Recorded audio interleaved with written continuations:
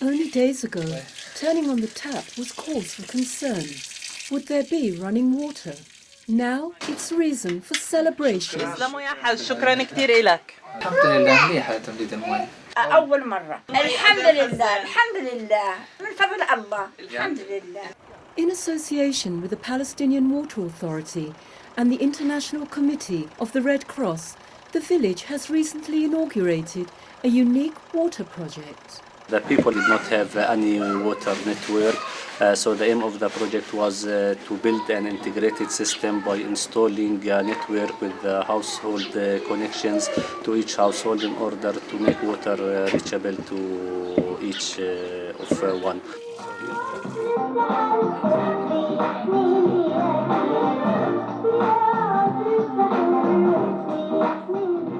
The arrival of running water has completely changed daily life and also saved money. Symbols are often a measure of what's lacking and most in need. Until now, the villagers depended on trucks bringing water to the villagers. They were then charged for this precious liquid to be pumped from ground tanks to rooftop reservoirs. صهريج المي يصل لنا وتتوصى عليه بده يومين ثلاثة يصل عندك والتكلفة غالية 150 شيكل تكلفة التنك. ما فيش شبكة مي قبل وكانت البلد يعني ميزانيتهم او ما فيش هالمصاري اللي تسمى المي حيث انه يصل كوب المي 15 شيكل. الآن على شبكة المي نزل بجوز ل4 شيكل. Water is a precious commodity here. The rainy season lasts just 3 months if there's no drought.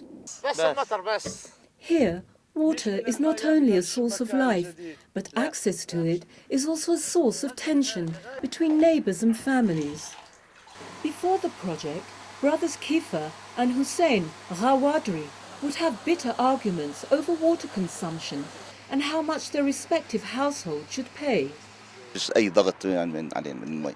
هسه بالوقت الحالي يعني كل عائلة منفصلة.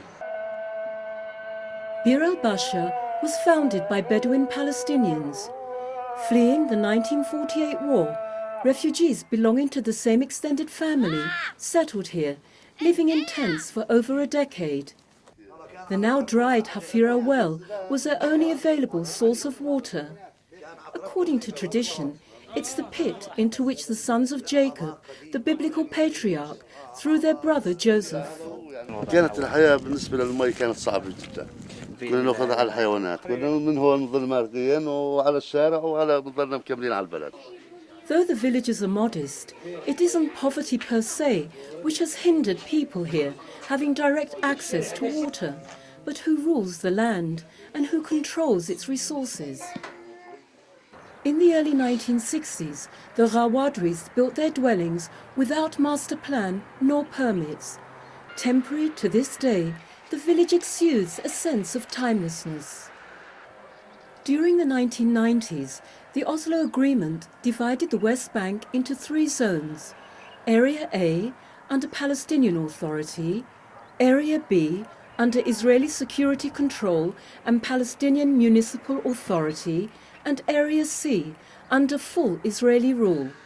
Drilled by Israel in the 1970s deep into the aquifer, connected to the regional transmission pipeline, this well is today monitored by the Palestinian Water Authority.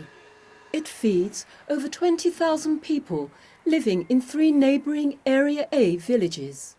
11 kilometres away, adjacent to the water pipeline, the 1,700 people of Bir El Basha were left enclosed in Area C, in limbo, without running water. 7 years ago, the local council applied to the Israeli authorities for authorization to have their village connected to the water network. Then it contacted the Palestinian Water Authority. كل الشكر والتقدير لمدير سلطة المياه والمشاريع. الكل ساعدنا بما فيهم الأخ سلام فياض قدمنا له المشروع.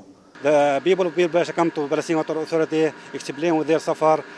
Palestinian Water Authority start their investigation and their need, so we create a filling point operating by the local council. After that, we work with ICRC. Giving services in general, water, electricity, collection of waste.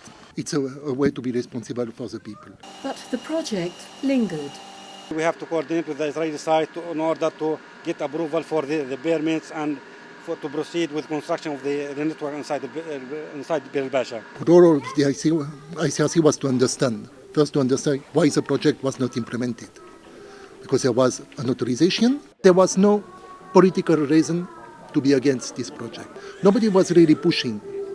So there was still a need to put the people together. We realized that there was not only no problem from the villages, it's a project they were very, very interested. Partnership and cooperation were keys to the success of the project. The ICRC's role here was as a catalyzer. So what we came in with idea of bringing people together. The Palestinian Water Authority contributed expertise and design. The Red Cross donated 1.5 million shekels, $400,000. The beneficiaries themselves demonstrated uncommon ownership.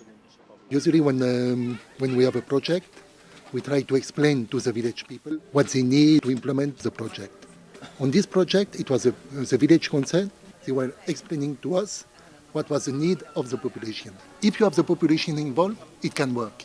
If not, you end up with court decision, with blockage.